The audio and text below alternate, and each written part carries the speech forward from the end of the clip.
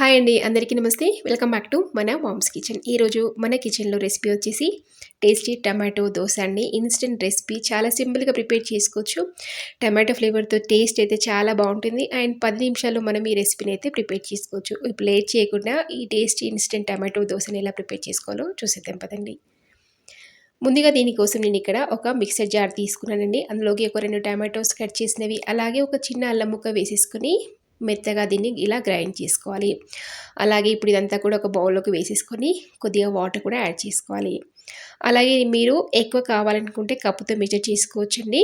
నేను ఇక్కడ ఒక 2 టేబుల్ స్పూన్ల బొంబాయి రవ్వ, అలాగే 2 టేబుల్ స్పూన్ల బియ్యపిండి, ఒక 2 టేబుల్ స్పూన్ల గోధుమ పిండి యాడ్ చేస్తున్నాను. అలాగే ఇప్పుడు అంతా కూడా ఉండలు లేకుండా బాగా మిక్స్ చేసుకోవాలి.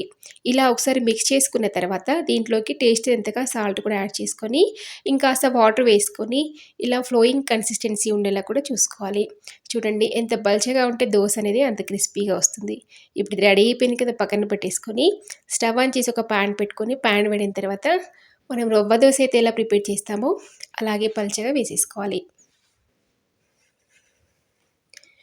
చూడండి ఎక్కడ గ్యాప్స్ లేకుండా ఆ గ్యాప్స్లో కూడా ఇలా పిండిని ఫిల్ చేసుకొని పైనుంచి కొద్దిగా ఆయిల్ వేసేసుకోవాలి. అలాగే దీని మీద సన్నగా తరిగిన ఆనియన్స్, అలాగే క్యారెట్ మనకు నచ్చిన ఏవైనా కూడా యాడ్ చేసుకోవచ్చండి. కాస్త పచ్చిమిర్చి, సన్నగా తరిగిన కొత్తిమీర కూడా వేసేసుకొని ఇదంతా కూడా చక్కగా మీడియం ఫ్లేమ్లో ఫ్రై చేసుకోవాలి. మనకి ఎంత పలుచగా ఉంటే దోస అనేది అంత క్రిస్పీగా వస్తుందండి. పిండిని ఏమాత్రం చిక్కగా లేకుండా పలుచగా ప్రిపేర్ చేసుకోవాలి. చూడండి ఇదంతా కూడా ఒక సైడ్ బాగా రోస్ట్ అయిపోయిన తర్వాత ఇలా టర్న్ చేసుకొని తీసేసుకోవడమే.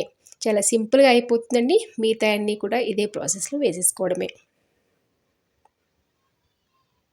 ఇప్పుడు దీన్ని ఒక ప్లేట్లోకి తీసేసుకొని మనకి నచ్చిన చట్నీతో సర్వ్ చేసుకోవచ్చు.